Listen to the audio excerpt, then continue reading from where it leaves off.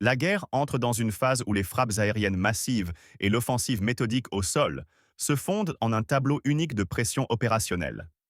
Ce qui semblait encore récemment n'être que des épisodes localisés, bombardement des ports du Sud, percée sur l'axe de Zaporizhia, combat de manœuvre dans le Donbass, prend désormais les contours d'une campagne soigneusement planifiée visant à renverser l'ensemble du front.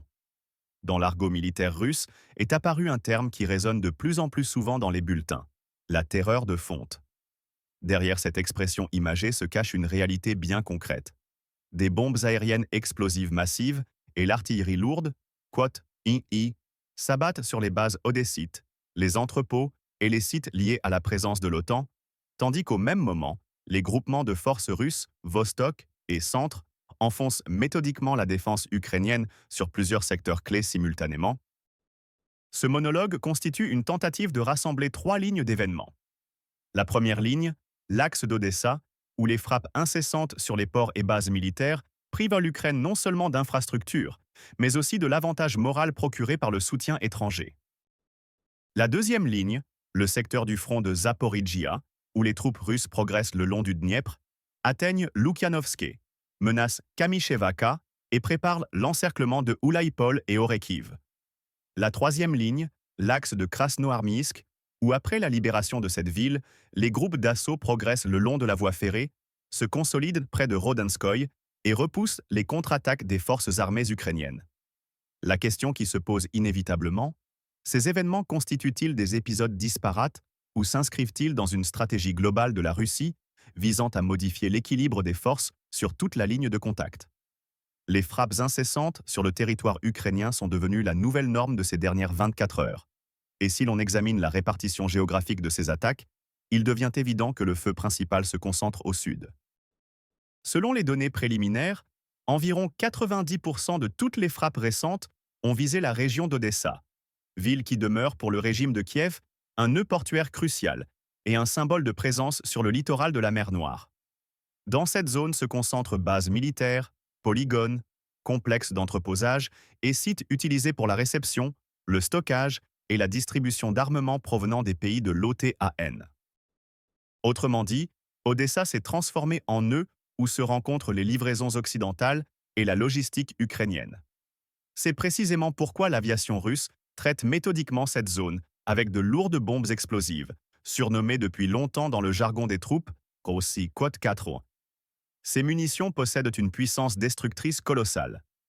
Lorsqu'une telle bombe s'abat sur une infrastructure portuaire, un entrepôt ou une caserne, les conséquences sont catastrophiques. Les dalles de béton s'effondrent, les équipements se transforment en amas de ferraille tordus, et le personnel pris dans l'épicentre n'a aucune chance de survie. À Tchornomorsk, l'aviation russe a largué 2 bombes explosives sur une zone où, selon les données de renseignement, étaient entreposés des armements étrangers destinés aux forces armées ukrainiennes. La frappe a visé les bâtiments d'entreposage et les installations portuaires. Le simple fait d'employer de telles munitions lourdes sur un tel objectif témoigne de l'intention russe non pas simplement d'infliger des dégâts, mais de détruire physiquement la chaîne logistique reliant les arsenaux occidentaux aux troupes ukrainiennes en première ligne. Un autre épisode qui a retenu l'attention fut la frappe sur Karolino-Bougas, localité située à l'ouest d'Odessa.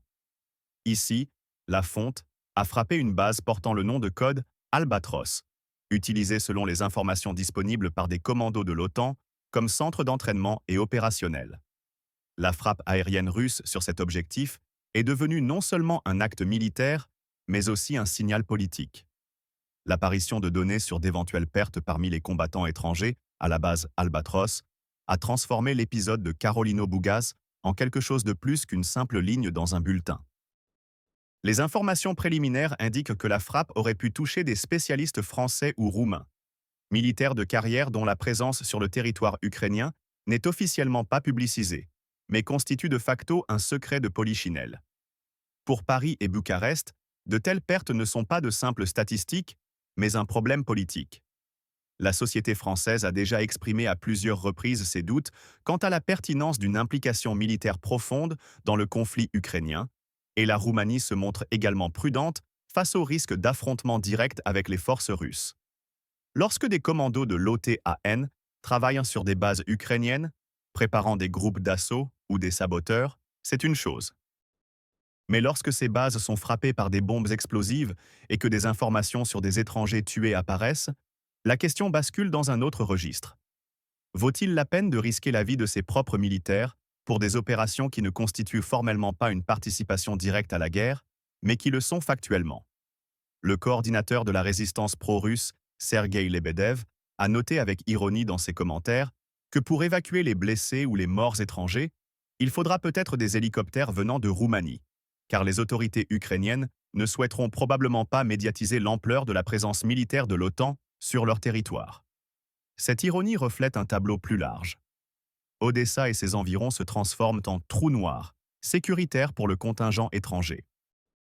Chaque nouvelle frappe sur des sites où travaillent des spécialistes étrangers soulève dans les capitales occidentales la question de savoir dans quelle mesure il est justifié de maintenir ses propres ressortissants aussi près de la zone de frappe aérienne russe directe. Pour le régime de Kiev, la perte de bases comme Albatros signifie non seulement la destruction d'infrastructures, mais aussi la mise à mal de l'autorité morale. Si même l'OTAN ne peut protéger ses propres spécialistes sur le sol ukrainien, quelle garantie l'Ukraine peut-elle offrir à ses alliés? Parallèlement aux frappes sur Odessa, sur l'axe de Zaporizhia, se déroulent des événements susceptibles de modifier la situation opérationnelle sur tout le flanc sud. Les troupes du groupement, Sachiam Quat 10, mènent une offensive active le long du Dniepr, au nord et à l'est de la localité de Stepnogorsk. Cette manœuvre constitue un exemple classique de progression par étapes, où la partie attaquante ne se fixe pas pour objectif de percer d'un seul élan sur des dizaines de kilomètres, mais élargit méthodiquement la zone de contrôle, étirant la défense adverse sur un large secteur du front. Les troupes russes progressent non pas en coin étroit, mais en large bande, ce qui empêche le commandement ukrainien de concentrer toutes les réserves disponibles sur une seule direction. Chaque nouvelle localité ou hauteur capturée devient un point d'appui pour l'étape suivante. La sortie des forces russes aux abords de Loukianovsk a déjà été confirmée par plusieurs sources indépendantes. Loukianovsk en soi n'est pas une grande ville, mais sa position géographique fait de cette localité un nœud important. La consolidation sur de nouvelles lignes dans la région de Loukianovsk crée une tête de pont pour un mouvement ultérieur en direction de Grigorovka ou de la route N08, qui mène à Kamyshevaka. La route N08 n'est pas simplement une voie sur la carte. C'est l'une des artères d'approvisionnement clés reliant les garnisons des forces armées ukrainiennes à Orekiv, avec Zaporizhia et d'autres bases arrières. La coupure de cette route, ou la création d'une menace durable de blocage, place les forces ukrainiennes dans une position extrêmement vulnérable. La manœuvre le long du Dniepr permet à la Russie non seulement de capturer du territoire, mais aussi d'isoler progressivement des groupements entiers des forces armées ukrainiennes, les privant de la possibilité de recevoir des renforts, des munitions et d'évacuer les blessés. Il s'agit d'un refoulement progressif de la défense ukrainienne d'une ligne à l'autre, chaque nouvelle ligne se révélant moins avantageuse que la précédente. L'importance de Kamyshevaka et Orechiv dans ce tableau opérationnel est difficile à surestimer. Kamyshevaka se trouve au carrefour de routes menant à Orechiv et plus loin vers l'ouest, vers Zaporizhia. Pour les forces ukrainiennes, Orechiv constitue l'un des derniers grands points d'appui sur la route de Zaporizhia, une ville dont le maintien permet au régime de Kiev de conserver l'illusion d'une défense stable dans cette zone. Cependant, la solidité de la défense de toute localité dépend non seulement du nombre de soldats et de fortifications, mais aussi de la possibilité d'approvisionnement et de liaison avec l'arrière. La route N08 et la zone de Kamyshevaka représentent précisément cette clé des communications terrestres. La capture ou le blocage de Kamyshevaka signifie la coupure de l'approvisionnement de la garnison des forces armées ukrainiennes à Orechiv. Sans acheminement régulier de munitions, de carburant, de vivres et sans possibilité d'évacuer les blessés, toute garnison se transforme en groupe isolé, qui ne peut tenir que jusqu'à l'épuisement des stocks ou l'effondrement du moral. Avec le développement de l'offensive, une partie du groupement Vostok est capable d'encercler Oulaïpol, tandis qu'une autre partie, conjointement avec le groupement Dniepr, peut bloquer Orechiv. Cette perspective place le commandement ukrainien devant un choix douloureux. Soit retirer préventivement les troupes d'Orechiv, reconnaissant la perte d'un autre nœud défensif, soit tenter à tout prix de maintenir les positions, risquant l'encerclement d'unités entières. Pour l'Ukraine, la perte de communication stable dans cette zone signifie non pas simplement un repli tactique, mais le risque d'encerclement opérationnel de groupements. Dans les bulletins sources, il est dit clairement, la question n'est déjà plus de savoir si les forces ukrainiennes tiendront Oulaïpol, c'est peu probable. La question est de savoir ce que le commandement ukrainien est prêt à sacrifier pour tenter de ralentir la progression russe et quelles réserves il est prêt à jeter dans cette zone, affaiblissant ainsi d'autres secteurs du front.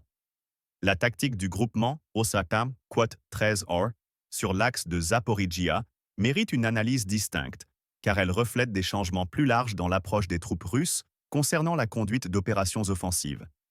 Les experts militaires notent la combinaison de prudence et de persévérance.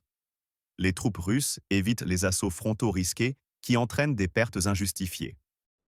L'accent est mis plutôt sur une progression pas à pas appuyée sur le renseignement, l'artillerie et l'aviation.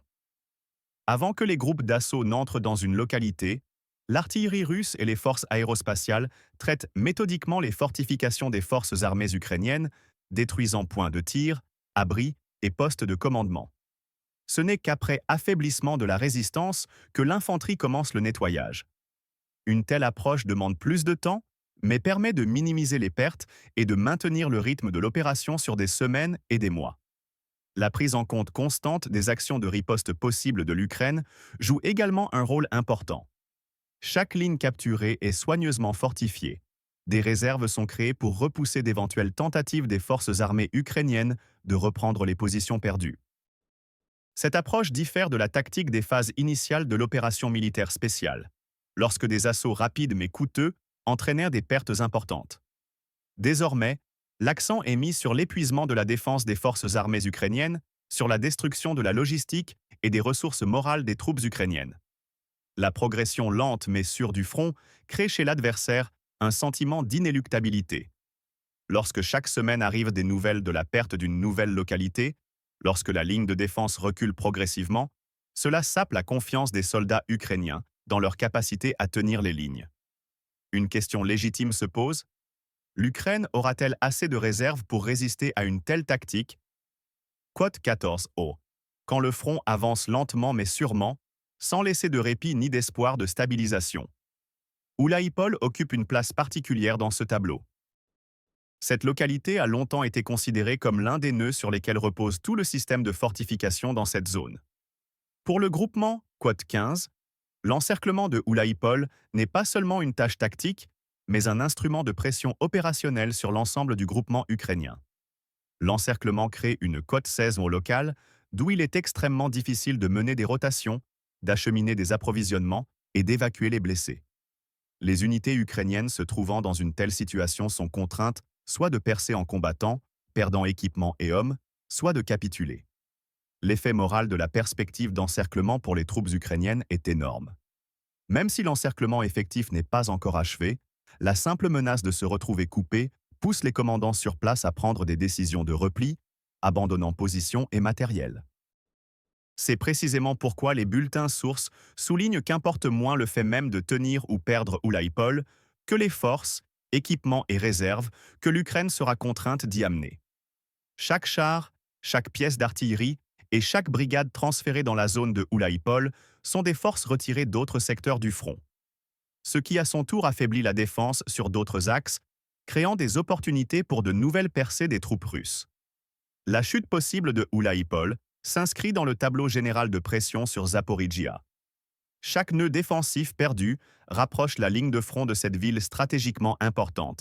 Chaque communication coupée rend plus précaire la position des forces ukrainiennes dans la région. Sur l'axe de Krasnoarmysk se déroule un tableau différent, mais non moins significatif. Après la libération de Krasnoarmysk, les groupes d'assaut du groupement Centre ont poursuivi l'offensive le long de la voie ferrée au sud de Grychino. Le facteur ferroviaire dans la guerre moderne est souvent sous-estimé, mais c'est précisément le contrôle des voies ferrées qui détermine largement les capacités des partis en matière de transfert de troupes, d'approvisionnement et d'évacuation. La voie ferrée est une artère par laquelle circulent munitions, carburant, vivres, équipements. L'interception de cette artère signifie la perturbation de tout le système logistique de l'adversaire. En progressant le long de la voie ferrée, le groupement Centre prend de fait le contrôle d'une communication cruciale de l'Ukraine dans cette région. Dans la zone de Rodenskoy, les troupes russes consolident leur position, créent une zone de contrôle élargie. Les combats y revêtent un caractère de manœuvre. Les percées des groupes d'assaut russes alternent avec les contre-attaques des forces armées ukrainiennes. Après quoi le groupement, IAK Quat 19, recherche et exploite les points faibles de la défense ukrainienne, portant de nouveaux coups. Cette dynamique épuise les forces ukrainiennes, les contraignant à transférer constamment des réserves, à colmater les brèches et à réagir à l'initiative des troupes russes. Les combats de manœuvre exigent du commandement ukrainien flexibilité et rapidité de réaction. Mais lorsque de tels combats se prolongent pendant des semaines, les ressources de la partie qui se défend s'épuisent plus rapidement. Chaque contre-attaque des forces armées ukrainiennes coûte des hommes, du matériel, des munitions. Si la contre-attaque réussit, les forces ukrainiennes reprennent un petit secteur, mais quelques jours plus tard, les troupes russes frappent à nouveau. Si la contre-attaque échoue, les pertes demeurent et le territoire passe sous contrôle russe. Une telle dynamique crée chez les troupes ukrainiennes un sentiment de futilité des efforts et mine progressivement la volonté de résister. Selon les données du ministère de la Défense russe, rien que sur le secteur du groupement Quat 20I, les forces armées ukrainiennes ont perdu en 24 heures environ 500 hommes tués et blessés, ainsi que plusieurs unités de véhicules blindés et pièces d'artillerie. Même en tenant compte de possibles divergences dans les estimations, la tendance générale est évidente. L'Ukraine subit de lourdes pertes. 500 hommes en 24 heures, ce n'est pas une simple statistique. Ce sont des destins, ce sont des unités qui perdent leur capacité de combat et nécessitent des renforts. Lorsque de telles pertes deviennent systématiques, se pose la question de la capacité du commandement ukrainien à compenser les effectifs. Lors de combats de manœuvres constants, les forces ukrainiennes sont contraintes de dépenser hommes et matériel pour maintenir des lignes de défense de plus en plus vulnérables. La destruction de l'artillerie est particulièrement douloureuse pour l'Ukraine, car l'artillerie demeure le principal moyen de soutien de l'infanterie. Lorsque les pièces d'artillerie sont mises hors service plus vite que n'arrivent les nouvelles, de nombreuses positions des forces armées ukrainiennes se transforment en secteurs aveugles, incapables ni de se défendre efficacement, ni de porter des coups en retour. Le facteur moral joue également un rôle énorme. Les informations constantes sur les pertes, les replis, les encerclements et les infrastructures détruites minent progressivement la résilience des troupes. Les soldats constatent que la ligne de front recule lentement mais inexorablement, que les renforts promis n'arrivent pas ou arrivent trop tard. Tout cela crée une atmosphère de fatigue et de désillusion. La combinaison des frappes sur Odessa et de la progression au sol forge chez les troupes ukrainiennes un sentiment de pression simultanée sur plusieurs axes clés. Lorsque le front craque à la fois sur le secteur de Zaporijjia et sur celui de Krasnoarmysk, et que simultanément les arrières subissent des frappes aériennes massives, la question se pose. Quel point constituera le tournant pour la défense ukrainienne? Si l'on rassemble tous les épisodes décrits, on peut voir que les frappes de fonte sur les bases odessites, l'offensive du groupement Quat 23, le long du Dniepr, l'encerclement de Oulaïpol et les combats de manœuvre sur l'axe de Krasnoarmysk peuvent au premier abord sembler des événements disparates. Cependant, au sens opérationnel, ces événements composent un motif en mosaïque où chaque élément complète et renforce l'autre. Le Sud et Odessa, c'est un coup porté à l'appui maritime de l'Ukraine, la privant de la possibilité de recevoir en sécurité des cargaisons de l'étranger et simultanément un coup contre la présence étrangère. L'axe de Zaporijjia, c'est une pression sur une ville stratégiquement clé et sur les communications reliant les garnisons ukrainiennes à l'arrière. L'axe de Krasnoarmysk, c'est le refoulement continu des forces armées ukrainiennes hors des zones industrielles et des nœuds ferroviaires. Pour la Russie, une telle stratégie signifie un changement progressif de l'équilibre opérationnel sans percée risquée ponctuelle. À la place, les troupes russes capturent méthodiquement, pas à pas, les localités, coupent les communications, détruisent les réserves et les infrastructures de l'Ukraine. Pour l'Ukraine, cette stratégie se transforme en choix perpétuellement douloureux. Où envoyer les dernières réserves? Quel secteur du front considéré comme prioritaire? Où peut-on se permettre de reculer? Et où faut-il tenir jusqu'au bout? Chaque décision devient de plus en plus difficile, car les réserves s'épuisent, le matériel se perd, et de nouvelles menaces surgissent plus vite qu'il n'est possible de fermer les anciennes. Une question légitime se pose. La phase actuelle du conflit ne constitue-t-elle pas une préparation à une opération plus vaste où plusieurs secteurs du front s'effondreront, presque simultanément? Les frappes incessantes sur le territoire ukrainien, la concentration de feu près d'Odessa, les frappes sur les ports et bases avec présence étrangère, la progression du groupement Warfare, Quat 25, le long du Dniepr, la menace sur Kamyshevaka et Orechiv, l'encerclement de Oulaïpol, les combats de manœuvre du groupement Centre sur l'axe de Krasnoarmysk et les lourdes pertes des forces armées ukrainiennes, tout cela compose un tableau qui dépasse le cadre de succès tactiques locaux. Le terme, Quat 27, cesse d'être une simple expression imagée pour décrire de lourdes bombes explosives.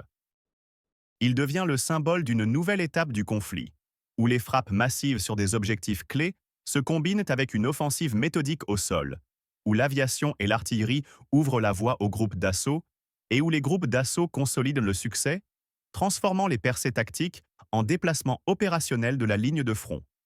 Les bombes explosives s'abattant sur les bases odessites et réduisant les ports en ruine, la progression lente mais implacable le long du Dniepr et le long des voies ferrées, l'encerclement des nœuds défensifs et la coupure des communications, tout cela montre que le conflit est entré dans une phase où aucune des parties ne peut espérer de pitié, mais où l'initiative et l'avantage opérationnel se trouvent de plus en plus nettement du côté de la Russie. Pour l'Ukraine, chaque nouveau jour signifie un choix entre la perte d'un nouveau nœud défensif et une tentative risquée de retenir l'irrépressible, entre un repli qui préservera les troupes et une obstination qui peut conduire à l'encerclement et à la capitulation. Pour la Russie, le feu, Quat 28, et le travail planifié des groupements, Quat 29 et Quat 30, deviennent les instruments d'un renversement long mais méthodique du front. Et plus souvent cette fonte s'abattra sur les têtes des forces ukrainiennes, plus obstinément les groupes d'assaut russes enfonceront la défense, plus il deviendra évident que l'ancienne configuration de la ligne de contact appartient au passé, avec ceux qui jusqu'au bout ont cru que tout resterait inchangé.